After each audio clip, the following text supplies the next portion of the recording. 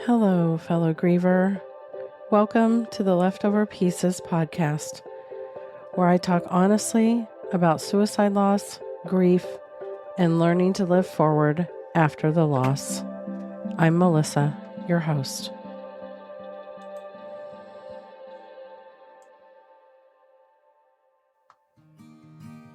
Hello, fellow griever. Today, I'm welcoming Shelby Forsythia back to the Leftover Pieces, and I will tell you that this one feels especially full circle for me. Shelby is an author, grief guide, and podcaster whose work has supported thousands of grieving people over the years. She is the author of Permission to Grieve, Your Grief Your Way, and her latest book, Of Course, I'm Here Right Now, 3 actually helpful things to say to someone grieving. And before we talk about the book, I want you to understand a little bit about why Shelby's voice matters so much to me personally.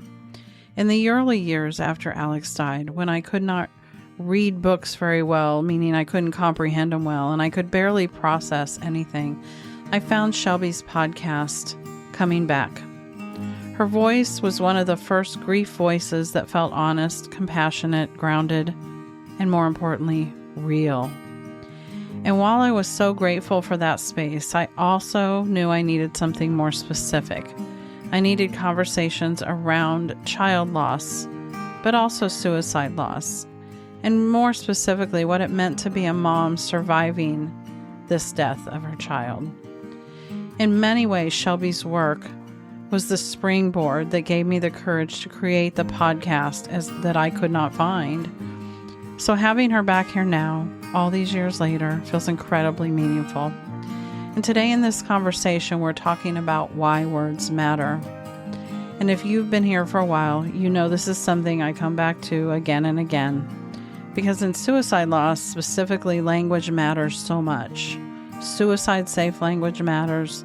The way we speak about the person that died and the way we speak about the people left behind matters. Because words can either soften the loneliness or deepen the wound. In Shelby's new book, Of Course, I'm Here Right Now, it's centered around the idea that grieving people often carry 3 painful internal messages. I'm crazy, I'm alone, and it's going to be like this forever. And those of us grieving after suicide loss know exactly how easily those stories can be reinforced by the things people say, even when they mean well.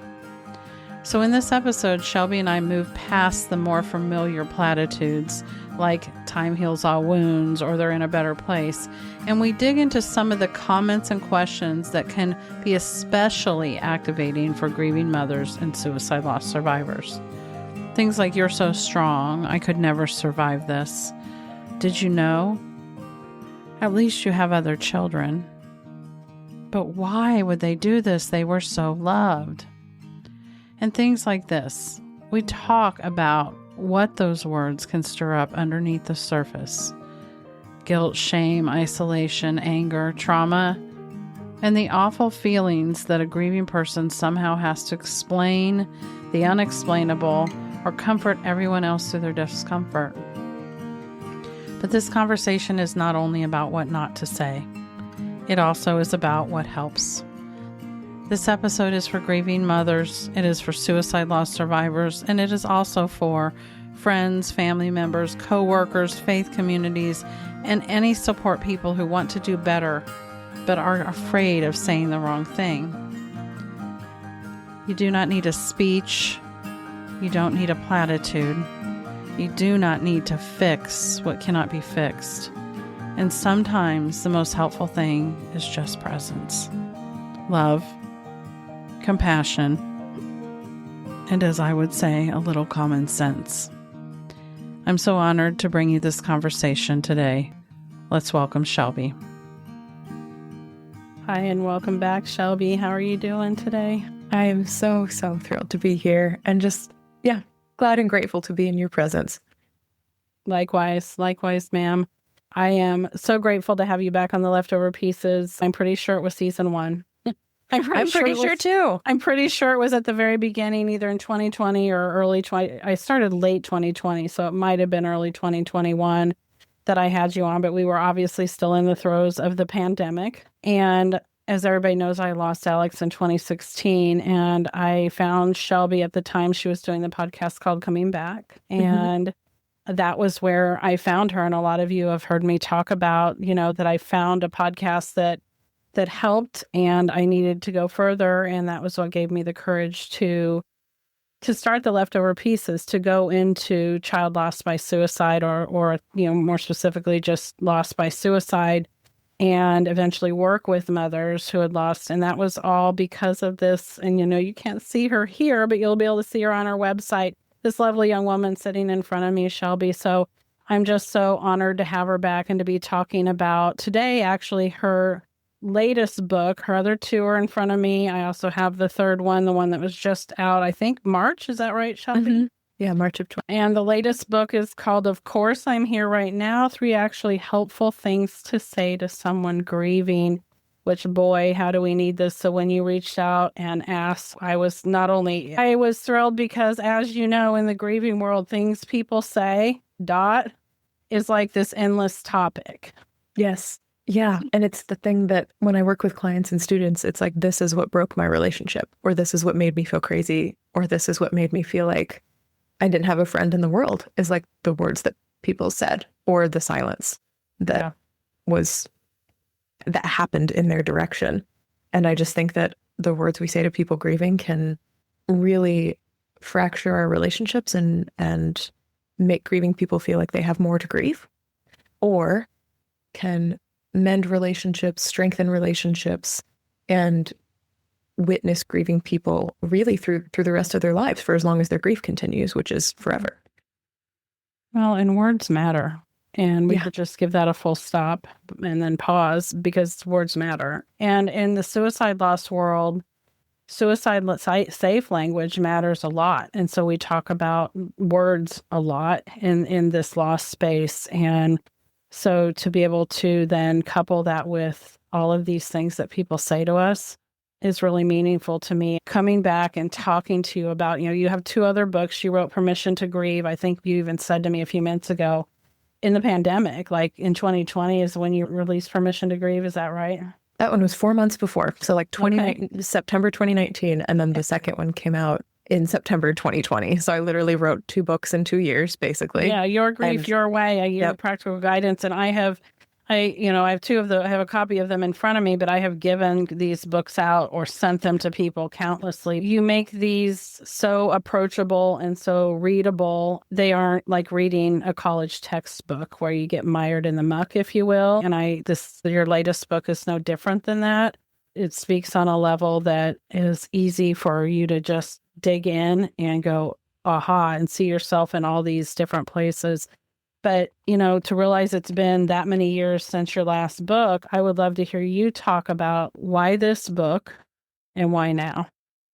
My first 2 books were for grieving people. Permission to Grieve is for any grievers struggling with, how do I allow grief? I think so many grief practitioners and grief coaches and grief therapists, no shade to them, I even advertise this on my own website, but talk about like, I can help you move through grief. And grieving people will say, but what does it mean to move through grief? What is the how? How do I process grief? How do I cope with it? How do I live with it? How do I deal with it? And how do I insert question here with grief? And Permission to Grieve is part memoir, but also my personal sort of 3-step approach to how to allow grief in your life. And it takes you through permission to feel, which is permission to have feelings and then to feel them. Permission to be, which is permission for grief to change your identity, who you see yourself as and how other people see you. And that's one of the hardest things that I think grievers have to navigate. And there's not a lot of frameworks for that. So that's why I put that in there. And then permission to do, which is permission to take grief out into the world through actions, whether that's like a private action of lighting a candle or hanging a picture in your house, or starting a nonprofit or running a race or having a memorial dinner at a restaurant with 20 people every year on a death anniversary. Like there's so many different ways to do grief. And so the book is examples and exercises of how to give yourself the 3 permissions. And Your Grief, Your Way was actually a book project that was commissioned of me by Penguin Random House, and they said there's a lot of grief devotionals out there, but a lot of them are about God. And they involve passages or Bible verses or Zen koans or kind of wisdom from other religions about how to spiritually get through grief. And something that I faced when my mom died in 2013 was a wrestling or an anger at God, sometimes both on the same day. And so Your Grief Your Way is tiny daily passages similar to a religious devotional that are entirely non-religious about here's how to cope with grief nightmares, or here's what to do if you need to cancel subscriptions from somebody who's died, or here's a quote from Lemony Snicket about coping with grief. And so they're just different tidbits of how to survive the experience of life after someone dies without the God component. And I think a lot of people appreciate how not only how practical it is, but how short it is. You can read 250 words a day and you're in and you're out. And you don't have to your point, Glee, understand here's what's happening in your brain, here's what's happening in your physiology, here's how it's going to impact the rest of your life. You literally just have to read the day's entry, and you don't even have to do that. You can skip to a favorite one or skip a day, and you still get something out of it. So the first two books were for grievers. Of course, I'm Here Right Now. I actually started writing almost immediately in 2020 after Your Grief Your Way came out, because I kept noticing this pattern in working with grievers that these same self stories kept coming up around loss. I would work with coaching clients. I would see people inside Life After Loss Academy and the Grief Growers Garden before we converted that into an online support group now called Life After Loss Academy. And people grieving would sort of orbit around these same stories. I'm crazy. I'm alone. My life will be like this forever, regardless of what they were grieving. I'm grieving a death. I'm grieving a divorce. I'm grieving a diagnosis. I had to geographically move. My country is at war. I'm estranged from a child. I've lost a job. Like whatever the story was of loss, that may have been different. But the three core stories that every single client and griever told themselves was, I'm crazy. I'm alone. My life will be like this forever, or some combination of one or all three of those things. And as I started working with people in a coaching capacity, I noticed that there were three phrases that responded to those three stories in ways that actually had an impact on grievers. And the story that most represents that, and kind of the one that started the book, is the one I tell in the Of Course chapter, where I was working with a client named Marie who had lost a baby after years and years of miscarriages. And this was like the world's worst grief cherry on top of years of trying to have children. And somebody on Instagram, who's kind of an acquaintance of hers that she kind of liked but kind of didn't like, that they were like loose girlfriends but not really, announced that she was pregnant. And there were all of these like happy comments and hearts and can't wait and when's the due date and all these lovely questions and stuff. And Marie showed up to our session that day and she's like, I just can't bring myself to be happy with her or happy for her. I can't celebrate this. And she was taking herself down the road that society would of, you should be able to congratulate her. Why can't you be happy for her? What's wrong with you? And she was like spinning herself into the stratosphere. And I was listening to her talk. And finally there was a gap in the conversation. And I said, of course you'd be upset that somebody you don't really like is pregnant, and pregnant so easily, seemingly, after everything you've been through. And her side of the call went quiet. And then she came back and she said, I don't think that I'd ever thought of that before, that I would be allowed to be upset about all of this. And she goes, so I'm not really crazy? And I'm like, no, this seems like a very logical response based on everything you've been through. And that moment was when I realized, of course, as a phrase to emotionally validate somebody who's grieving. So for each of the three stories, I'm crazy, I'm alone, my life will be like this forever, you can say, of course you're still sad, your dad's still dead. Even though it's been 7 years, of course you're still sad, your dad's still dead. Or I'm alone, I don't have a friend in the world, everyone's moved on without me. You can say, I may not understand what you're going through, but I'm here for you, and I'll keep checking on you. Or I haven't forgotten about your grief. That's one of my favorites, especially around the holiday season, is I haven't forgotten that you're grieving. And then for, I'm so stuck in my grief, or my life will be like this forever, or I can't see a way out of the pain, saying, right now, I can see how hope is really hard to find. Or I can see how all you see is pain. Or I can see how you would never want to try again for children right now. Like applying these phrases to conversations that you're having with people through any kind of loss, they do so much better than God just needed another angel, or everything happens for a reason. or you need to chin up and be strong for your family. They all do so much better than the platitudes. And they're even better than, I'm sorry, my condolences, let me know if you need anything. Because all of those are just blanket, generic, nothing burgers of words.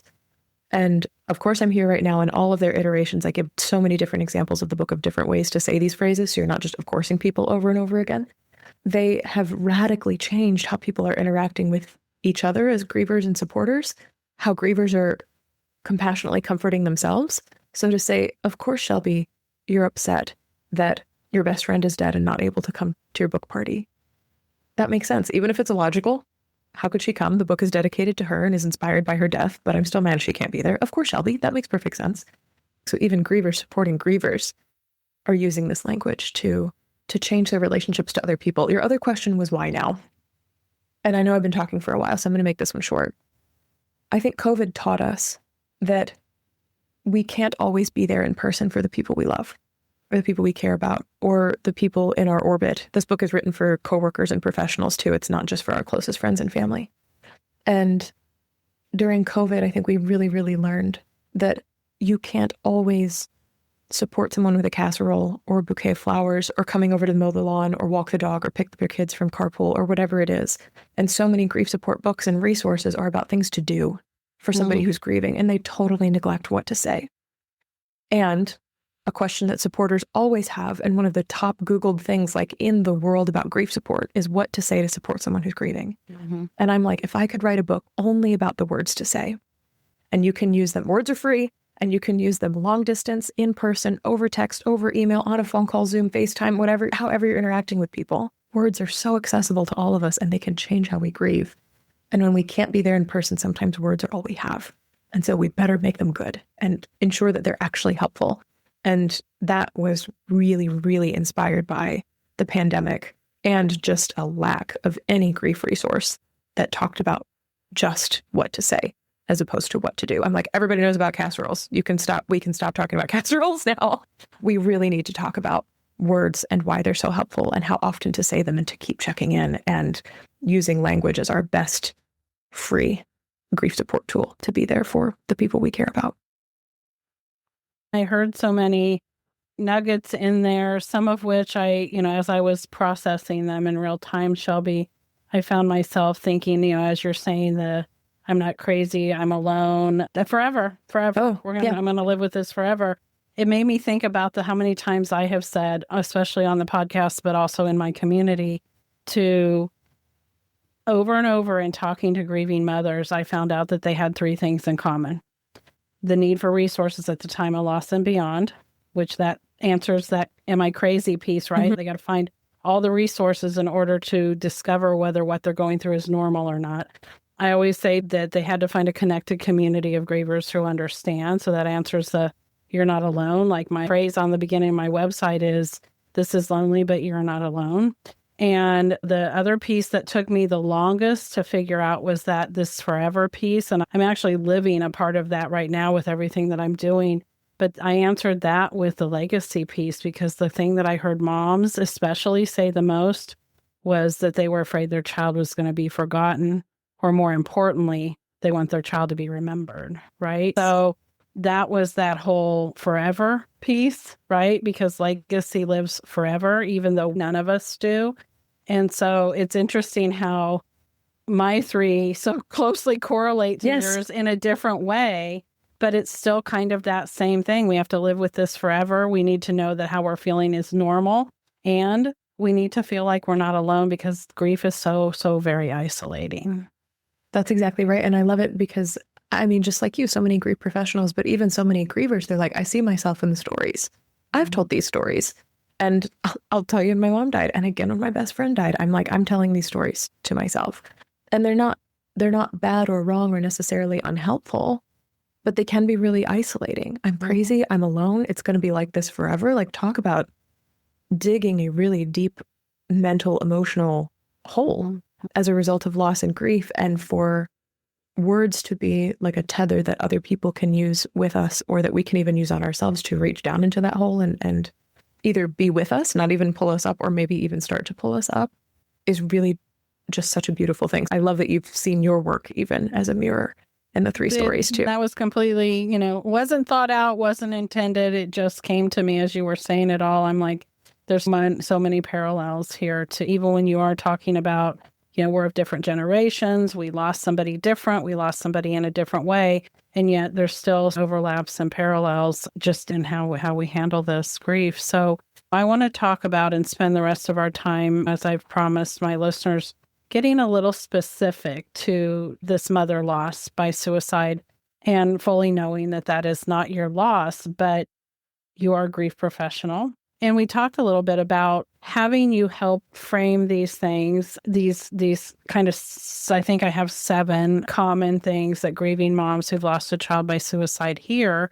And I would love to kind of hear your take on them, especially from the standpoint of course, I'm here right now. And I'd love to hear what you have to say to some of them to give permission to the moms listening and even other grievers that are listening to know how we can navigate these so tricky waters of what to say. I'm ready to dive in if you are. Yeah, absolutely. Okay, so one of the most common things we hear, and I coupled a couple of things together because I hear them together a lot. We hear, "You're so strong." And you even saw, nobody got to see my facial expression, but that's kind of how we feel, this like wide-eyed, like, "You're so strong.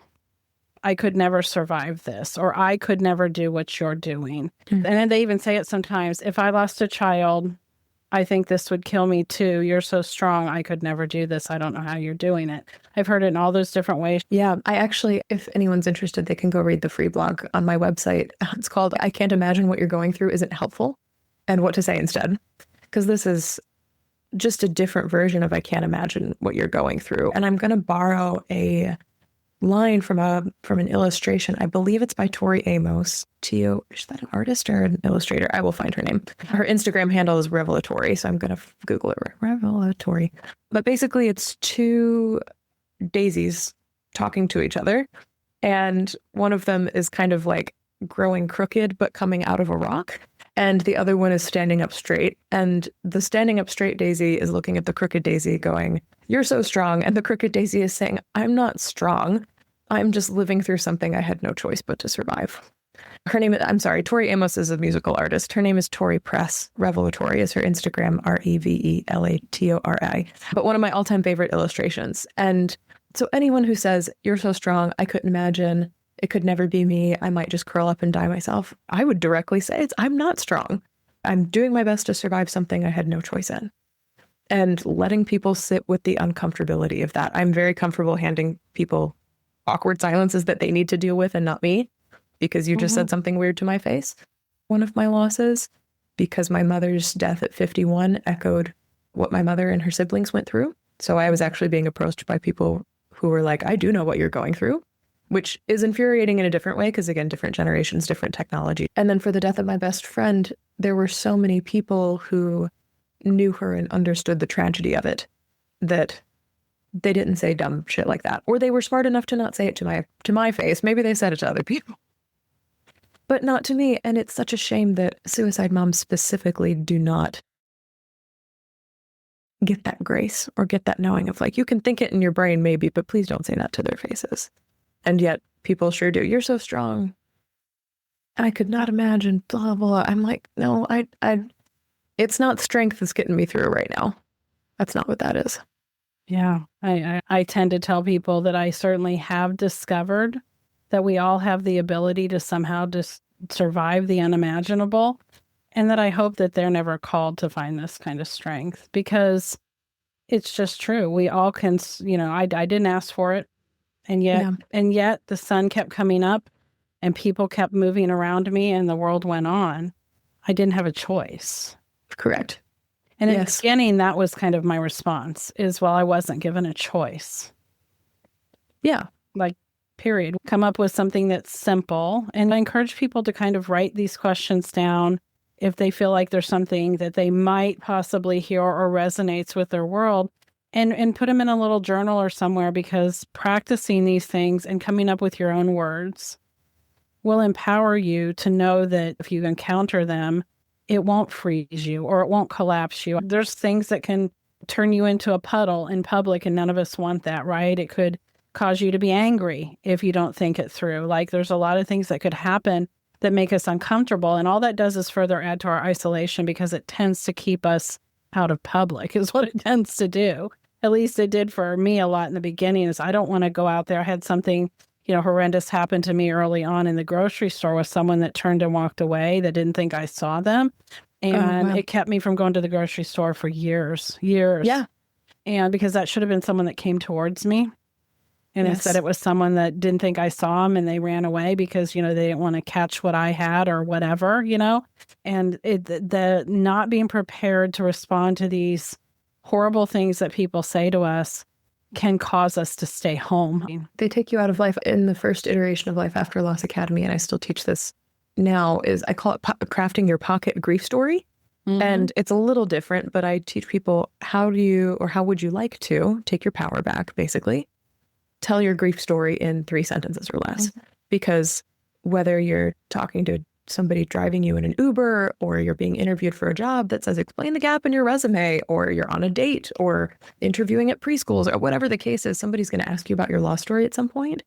And the anxiety and the freeze of not knowing what to say, so not saying very much, or potentially oversharing and then feeling like you've dumped your guts onto somebody and you don't know how they're going to respond. On a stranger. Correct. Yeah, exactly. It's really unsettling as a grieving person. And so literally writing down or practicing how you would like to say things or how you would like to respond. I don't think that's being too paranoid as a grieving person. I think that's an extraordinary way of practicing. If X happens, then I will Y. And it provides you with some certainty and stability in the midst of, I don't know what's going to come out of their face when they say things to me, but if they say anything like this, I have some kind of response prepared. Right. The other thing that just occurred to me for that phrase, if you're so strong, I couldn't imagine what you're going through. I couldn't, if my child died, blah, blah, blah. If you want to be more compassionate, as opposed to handing people, I'm not strong, I had no choice but to survive this, you could certainly say something like, I hear that you're trying to tell me how awful or how severe or how tragic this is. It's more comforting to me if you just say this is really hard, or this is really awful, or this is really tragic. Don't tell me I'm strong. Don't tell me you can't imagine what I'm going through, because that makes me feel distant from you, or that you're not interested in really being close to me. Just say this is hard. Just say this is tragic. Just say this is shitty. It's much more comforting for somebody to just agree with my reality than to say, I can't. I agree. And you bring to mind the fact that sometimes it's nice to have response A, B, and C, right? Because some of it depend on where we are in our grief journey. What part of the journey we're in. Are we early on and all we can get out is I wasn't given a choice? Yep.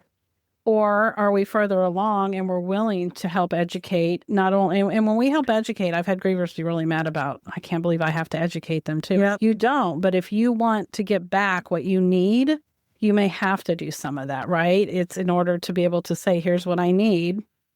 If you hope that person that is going to do that for you, then you may have to be the one to say, I understand you haven't been through this. And that's how you kind of find out if that person's receptive and going to listen. And so some of those things will depend on our bandwidth for the day, what we're willing to take on for the day. Some days we can go more and go into our grief story. And some days all we can say is 3 words, right? So to have those options is good for us. So, okay, moving on. So something else that we hear, I heard this one. I do know moms besides me that have heard this, quite a few. At least you have other children. Yeah.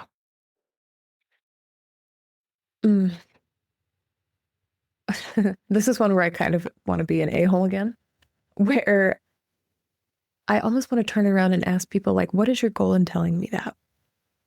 Or, yeah, I know. What's your goal in telling me that? And really making them explain. Or what specifically are you saying? Right. Sometimes making them farther and asking them questions is a good way to do it. I tend to tell people one child doesn't fulfill the role of another, and I will always have an Alex-shaped hole in my heart, regardless. Yeah. Like, they don't replace each other. Or a partner didn't suddenly move in to take over that Alex space. They still have their space, and he still has his. His is still going to be physically empty. You know what I mean? So Correct. it's so interesting. But yeah, that's one that unfortunately most of us moms have to be prepared to hear. And even to say, especially in an age where I think a lot more people are becoming aware of the concept of parentification or grieving children somehow tending to their grieving parents, which is like a role reversal of like heavy air quotes, but how it's supposed to go, to respond to, at least you have other children with, it's not their job to replace their sibling. Insert their name here. It's not their job to replace Alex. And I would not want to ask that of them. So why are you telling me that? Grieving? Brother. So like, so again, what is your goal in telling me this? Yeah, that is, if you want to keep having the conversation, ask the question. If you don't, just say, it is not their job to replace their sibling. And I would not want them to. And just like full stop, period, end of sentence would be my best. So one of the other questions we get is, and this one's kind of a compound one too. Did you know? Did you see it coming? Were there signs of his struggle? That one. So the whole did you know? I think this kind of depends on how close you know the person asking. Because if some rando is like, did you know, were there signs, blah, blah, blah, my response is, I don't, pardon my French, effing owe you that information. Mm-hmm. If it's someone who genuinely deeply cares about you and is asking to check on your mental health, is asking because you've expressed despair or guilt about actions you did take or didn't do, if they're a therapist or a doctor who's trying to help you, like those are people for whom you could potentially honestly answer the question. Everyone else who's asking just to know more or to prevent it from happening to them, even though there's no way of doing that, is I don't owe you that information. I don't know you and I don't owe you that information. Or the Megan Devine response, which is, why do you ask? Yeah. And again, sort of turning the conversation back in on them. If you want to go further and educate, you can say that's a common question that a lot of people who face suicide loss get. And a lot of times morbid curiosity is the driver of the question. Is that true for you? Yeah. Is a really pointed and snarky way to put people in their place who ask that. So another common one we get is, they ask if we were sure it was suicide because it just doesn't make sense. They were so loved. They had so much going for them. So the implication is that somebody who was loved and had a meaningful life and appeared to be happy, they couldn't possibly have died by suicide. Somebody would have noticed, seen, whatever. There has to be a more logical answer. And that one is asked more times than I care to think, where we briefly were told by the police department that there could have been foul play. So we briefly lived in a really complicated world, 7 months into grieving suicide loss, of thinking he might have died by homicide. And the amount of people that came forward in that time and went, oh my gosh, that makes so much more sense. Like they were almost, I hate to say relieved. I mean, Alex is still dead. And it was like they were somehow happier that it wasn't suicide. And that's a really hard thing for me to say out loud. But it was like they were almost happy to find out that it wasn't suicide. And then when we went back to realizing within just a few months, okay, this was suicide. It was complicated suicide. It was coercion. It was predatory, all the things, but it was still suicide. Most of those people didn't have anything to say at that point. I've heard some of them still say things like, well, it just still doesn't make sense to me. Well, I know what I say to that a lot, but just out of curiosity, what would you tell somebody to say if they came to you and said, somebody said something like this to me? Yeah, this is where I will call on, of course, I'm here right now because, of course, the first phrase is an emotional validator.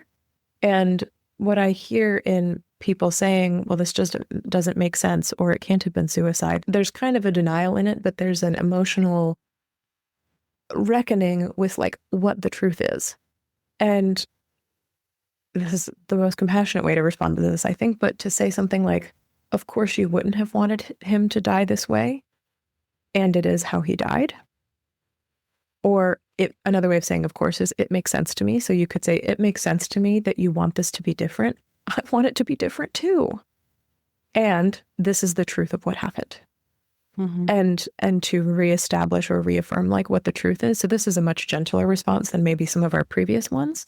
I think a lot of people equate suicide with a life of pain and despair leading up to it. Mm-hmm, mm-hmm. And it's very, very hard for a lot of people to imagine people they love and care about leading a life of despair and pain leading up to a suicide death. Mm-hmm. And it's kind of a double whammy that breaks a lot of people's brains. Like they don't know what to do with that stereotype and then that end, that death, that type of death, that flavor of death. And I think you're so smart for pulling on Robin Williams. Absolutely. I'm thinking Kate Spade. I think there's all these other people who've died by suicide who, by all accounts and measures, have lived beautiful, meaningful, even privileged lives. And yet, even Anthony Bourdain, even though Correct. people knew he struggled, they knew Anthony Bourdain struggled. But let's be realistic. Most of the human population has had struggles of some sort. yes, Especially in today's world. How many of us know addicts, or I mean, who amongst us doesn't probably know someone who's either on antidepressants, anti-anxieties, or has been, because that's just the world we live in today. Yeah, I knew he had had some struggles the last few months of his life. That doesn't equal he's going to die by his own hand in anybody's mind, usually. And correct. And it's not as, I tend to answer these things with suicide is extremely complicated. Very complicated, because no more than you should, no more than, I've told people before, no more than I blame my father for dying by cancer, do I blame my son for dying by suicide. He just died with a different illness. Yeah. An illness that I didn't see, the same as I didn't see my dad's. My dad was diagnosed and dead in 4 months.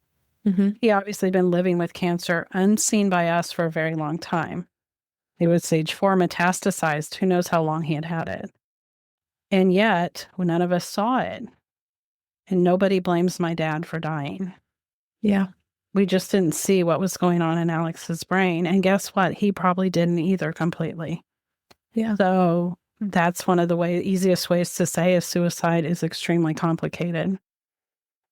And then if they want to know more, they lean in, you have the bandwidth and the time, you can explain it to them or talk more about it, open a conversation. The whole reason I do this podcast is hard conversations can change things because words matter. Yeah. We'll take it all back to the words, Shelby. Correct. And and I think another origin of those questions sometimes of did you know, or were there signs, or could you see anything? Again, you can sometimes suss out like why the person is asking the question. Sometimes you can cut right to the chase and say, if I could have saved him, I would have. Mm-hmm. And because there's this sense of like, did you know, were there signs? There's this effort, it feels like, to put blame on the people who are still here and still alive. And I'm not letting that skate past me without a response, me personally. And of course, you judge your bandwidth, you judge your energy, you judge how well you know the person. Do you even want to spend this much effort trying to communicate with them? But to say, if I could have saved him, I would have. Is that what you're getting at? Because if so, that's a really cruel thing to direct at me in the form of question. Yeah. And to continually go back to, it's so much more comforting for you to say, this is so hard. This really sucks. I miss him. I remember him. I love him or loved him, whatever tense you want to use. I talk about tenses. And of course, I'm here right now. The difference between was and is can be significant for people. Yeah. Yeah. It's so much more comforting when you, and then insert what you'd rather they do instead, if you have the bandwidth for that. Exactly. And I think that's a phrase worth writing down for sure, because that can apply to almost, not all of these, but almost all of these in some contexts. If you don't have bandwidth for something more, give yourself a 3-word phrase, give yourself a phrase to fill in that blank. It's so much more comforting to me if you, and then another like deeper one if you need to either get snarky, because sometimes I don't have any problem saying sometimes people deserve what they put out. And that comes with an evaluation, meaning who are they? How do you think they intended it? The context, all the things. But there are absolutely times that somebody deserves your tongue back. Yeah. Yeah. Yeah. This is not necessarily related to suicide loss directly, but I had a professor 2 months to the day after my mom died. 2 months to the day after my mom died. I was watching on the TV hearses and people crying and wearing black, whatever. Couldn't do it. Just like did not make a disturbance, but picked up my bags and walked out of the room. And I came back to get my coat. And the professor looked at me and said, well, you can't be sad forever. And I wish I had had like a podcast or a conversation like this one about even just practicing what to say when people are a-holes to you. Because I was so flabbergasted that had even come out of her mouth. And this was a woman probably in her 50s or 60s who I would guess had seen at least a little bit of loss in her life.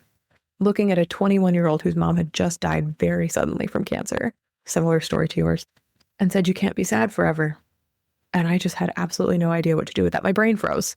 And I already had grief brain, and then it was like brain freeze on top of that. And I wish that anyone had told me that, like, you might need to practice what to say to people out in public, because they're just going to have some weird beliefs. So I know you had to replay that over and over. What would you say now? Oh, just watch me. Well, here I go. Like, and a more compassionate response may be like, yeah, I may not be sad forever, but my mom's going to be dead forever. I will miss her forever. I will remember her forever. I will love her forever. I'm not going to stop loving her. So therefore, I'm not going to, like, sadness. I mean, if we want to get all Pixar on it, sadness can't exist without happiness, vice versa. All of it. It's all part of a big picture. So yeah, I'm always going to be sad that she's not here with me, because I'm always going to love her. Like, it's just the things people say are just, I mean, mean, cruel, silly. Like, did that really come out of your mouth? And sometimes that might be what you say to somebody. Do you want a moment to put that back in? That was your outside voice. Yeah. Like, yeah. Would you like to try that again? Is a lovely and sometimes compassionate thing to say. Did you mean for that to come out? Okay. This one is interesting. And this may be a good place to end. I feel like we've covered a lot of the other ones, but this one happens, and it's common when you get the phone call, the text, the email from somebody who has somebody struggling with mental health issues, and or they've had a suicide attempt. Not them, but somebody they know. I guess you could get the attempt survivor that would call you, but usually I find out it's the loved ones. Mm-hmm. I had this happen really early on, and I've had it happen a lot since, and I'm prepared to deal with it now. But the first time it happened, when somebody had to talk to me, it was an emergency, and they had had a loved one who had attempted suicide, and they needed advice from me. And you can imagine, but I had all sorts of things going through my head, none of which was advice for them. Because all I could think is, you're asking me how to prevent your niece, nephew, son, fill in the blank, suicide. All I could do at that point was self-deprecate and think, I'm the last person you need to be asking, because obviously I don't know how to do that. Now, I know the greater truth behind all of that now, but that is how it made me feel. And that is how every mom that gets those phone calls, and I know so many moms that have gotten those calls about somebody who the minute they know something has happened that might be suicide adjacent, they think of the person they know that lost someone to suicide, and they glom onto them, because it's like a little sticky hand, and they just smash it on you and go, well, you understand the word suicide, so I'm going to ask you how to prevent this. I will give a word of caution to anybody that is considering asking people, if someone like me who's lost someone to suicide is working in the suicide prevention space. And I say that very emphatically because I work in the suicide loss survivors healing space. Yeah. I've even done an episode called "This is not a suicide prevention podcast," and I don't apologize for it. Correct. Because I greatly admire the people that are called for that side of things when they lose someone. It was not where I was called. It's not where my heart is. It doesn't mean I don't work adjacent to prevention, because obviously I care about prevention. Obviously I care about advocacy. It's just not where I work, and it's not where my heart is. And as an early griever, I wasn't even thinking about it. And the last thing I had was an answer, Shelby. And so how do you answer something like that when somebody's really rubbing someone wrong and saying something like that? How do I prevent my loved one's suicide? They're struggling and depressed, and you lost your child. So can you tell me how to prevent suicide without saying, of course, I don't know? Yeah. I mean, something that is kind but firm in my mind would be, well, depending on your relationship with them, I love you, or I care about you, or I hear you. This is hard. It's a validating statement. Somebody said, this is exactly as hard as you think it is, which is a wonderfully validating statement for anybody grieving anything or anticipating the loss of something. And then to say, I can't be your expert on this. I can direct you to XYZ if you feel like you have the energy to provide resources, or this nonprofit organization is helpful. I send people the crisis text line all the time because I've used it myself in seasons where I'm like, I don't know that tomorrow is my friend. Mm-hmm. But simply saying, I cannot be your expert on this, or I cannot be your guide on this. I love you. I care about you. Here's another place to go. is short, kind, firm. I would leave it at that. Yeah, I think that what I would say to that, even to a nod to your book, would be, of course, I see how I might be somebody who comes to mind for you. Yeah. But I can't be your expert in this area. And then now I say, however, I do have some resources I can email you. Would that be okay? And then I just leave it at that. I've let them know I can't be that person for you. And so that is, a nudge to maybe at least come up with, if you have nothing else, you have 988 in your pocket. And I always remind people that 988 is not just the suicide prevention hotline. It is a mental health crisis line. So even if, like you said, tomorrow's not your friend and you're in a moment, or if you're supporting someone who you think is having a moment and you don't know how to support them, you can call 988. So they're there for all of that. It is not just about, I'm in a moment where I think I may not want to stay. You can call if you love someone who doesn't know what they're, if they want to stay, and ask how to help them, and they will provide those resources for you. Yes, absolutely. Yes. So, and I know, in the show notes, I'm going to put all of the links to the things. I'm going to link that, but there are several places, and I'll link the couple of podcast episodes, or maybe you can give me the ones you think are more relevant of yours, but where you address some of the, what we call more common platitudes of, time will heal all wounds. I always tell people time doesn't do anything but pass. It's what we do with the time that matters. Correct. But, we hear all that they're in a better place and all of the normal platitudes that I just felt like you've addressed in other places, I've addressed in other places. I know we got a little bit deeper and in the weeds a little bit more, but I appreciate you sticking in there with me. Yeah. Because it is so complicated, and suicide is still so societally messy, if you will. I mean, grief in itself is still living in the attic. Suicide's living in the hidden nook inside the attic, like the box that's closed in the corner. Yeah, absolutely. Exactly. And so, sometimes you have to get in the weeds and talk about these harder things that do make people kind of cringe to hear. And yet, I think that the only way people get better, the more we know, the better we can do, is these kind of conversations are what help people be able to do better. So, is there any questions that you came prepared to answer that you would like to give your answer to? Because I would love to give you that time to do that. If there was something that you thought of before you came into our conversation that you thought might be relevant for people to hear. I think a lot of people, especially with, of course, I'm here right now, and what do I say to support somebody who's grieving? So acting as a supporter as opposed to receiving words as a griever, like the biggest question they have is like, well, how do I start the conversation? The grieving person doesn't necessarily reach out first. And so as a supporter, like, how do you start and then continue conversations? And of course, I'm here right now actually in the of course section where you're validating your grieving person's emotions and what they're going through or the season of life. You could start a text or start an email or start a phone call with saying something like, instead of I can't imagine, you can say, I can imagine this time of year is really hard for you. It'll be 10 years since Alex died. Just thinking of you, how are you feeling about that? Or if they want to ask questions about it, they can, or say just thinking of you, that's totally fine. But that's like combining, of course, like I can imagine, of course this is true, it would make sense to me if, and then saying I'm here, or I'm thinking of you, or you're on my mind, or I haven't forgotten you.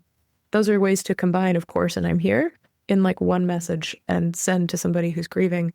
And especially if you know somebody who's in any sort of season of struggle, whether they're struggling with suicide loss or infertility like my client, or estrangement or divorce, or just being alive in 2026 is kind of a struggle right now. Right. But to message somebody first and say, right now I know hope can be hard to find, or I know that joy is hard to access, or right now I can see how, or I can imagine how. So going back to I can imagine how Alex's absence is even louder than usual. I'm thinking of you. And what right now does is not tells the opposite story of it won't be like this forever, la, la, la. And it won't always be this bad and it won't always be this way, because grief is forever, the loss is forever, and the grief will be too. It's that the emotional state that you're in right now is the thing that's subject to change. And so to say, right now I get how, watching all these other kids moving into college is really hard. Or right now, having Christmas just around the corner. I can see how that's really difficult for you. You're not pushing them into a hopeful future or a happy future. You're just saying, I can see you in this season. That's all you're saying. Right now, in this moment, in this season, for the time being, are lovely, lovely ways to acknowledge anyone in your life who you know is struggling with anything. And something that I'll pin onto this too is that, of course, I'm here right now is not just for death. It is for all types, shapes, sizes, grades, degrees of loss. At the very end of the book, I do a day in the life of a griever. And it's inspired by my mom. My mom's middle name was Elaine. And so the main character in this day in the life of the griever is Elaine. And all the characters in the story are inspired by people in my mom's real life. And she comforts people through language, through, of course, I'm here right now, all the way from her boss is going through a divorce and workload's kind of weird, all the way to one of her daughters is nervous about trying out for a part in the school play. What if my friends get in and I don't? Well, of course you'd be anxious about getting a part in this play. Or her niece has a newborn and she's like, it makes sense to me. Of course, you're anxious about getting the baby to sleep. I'm here for you. I'll keep checking in on you. Right now, this is a hard season to be a new mom. I've got you. They're very helpful phrases for all kinds of tricky, sticky, uncertain, or loss-filled times. It's not just for the very worst. It is for any time anyone in our orbit is struggling with anything. Housing is hard right now.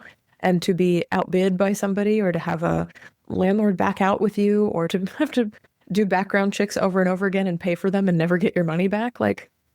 I see you. It's really hard to find housing in Chicago right now. Of course, You're anxious about finding somewhere to live by August 1st, which is 2 weeks away. I can see how that's true.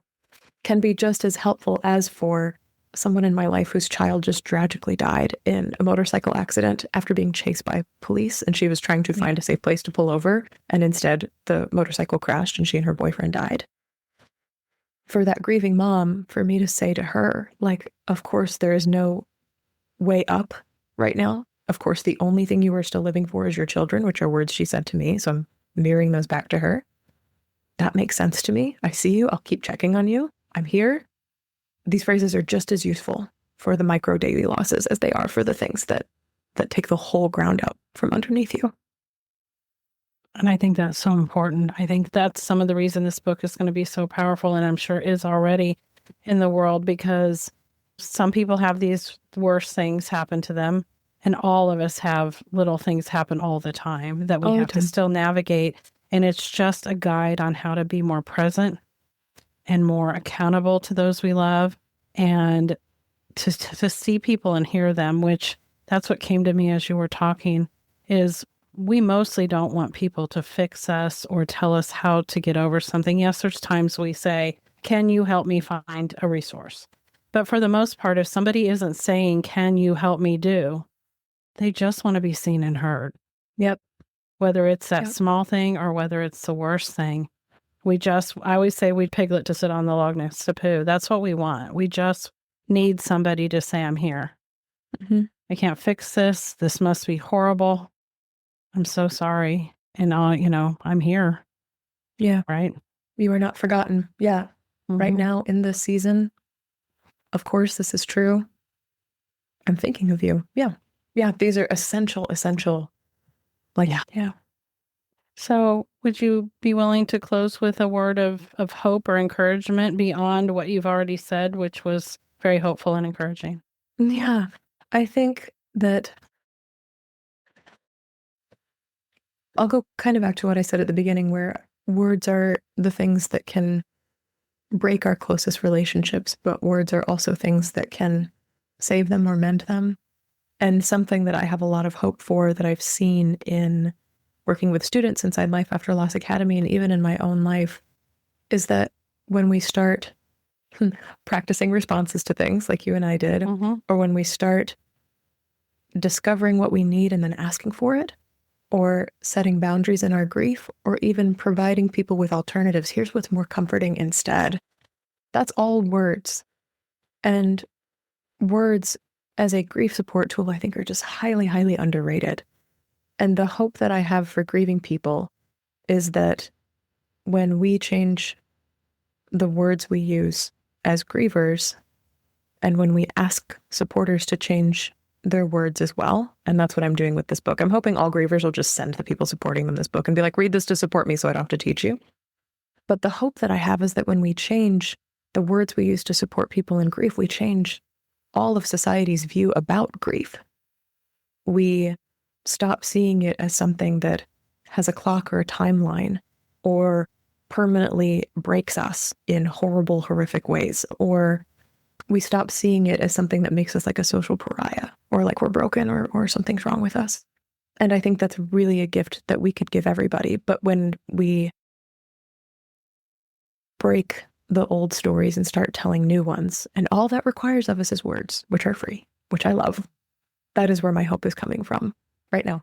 Right. But even changing, stories on the news from triumph in 2 minutes or less to like their home was destroyed by a hurricane and then it was rebuilt to their home was destroyed by a hurricane. The community came together to assist. Like that's a different story to tell than a single triumph arc of like, and then they never grieved again. Like we can do so much rewriting of what it is to grieve by just changing the words that we use and asking other people to do the same. And that is truly what drove the writing of this book and the continued sharing of this book. Yeah. You change the words, you change the world. Thank you. Thank you so much. I'm so glad I got to sit across from you today. No one can see me, but I'm doing a little dance. Me too. Thank you so much. And I hope that we don't go 5 or 6 years before we talk again. I mean, we have been in touch. I know we've been in touch, but mostly through email and social media and all of that. And so this has been wonderful to be able to see you again and spend time with you. And I appreciate it so much, Shelby. I hope we will talk very soon. Thank you so much. I'm sending care to everybody who's listening today. Me too. So thank you for being here today. If something in this episode resonated with you, please feel free to share it with someone who might need it too. For resources, coaching, or ways to work with me, visit theleftoverpieces.com. And for now, take what serves you and leave the rest. Talk soon.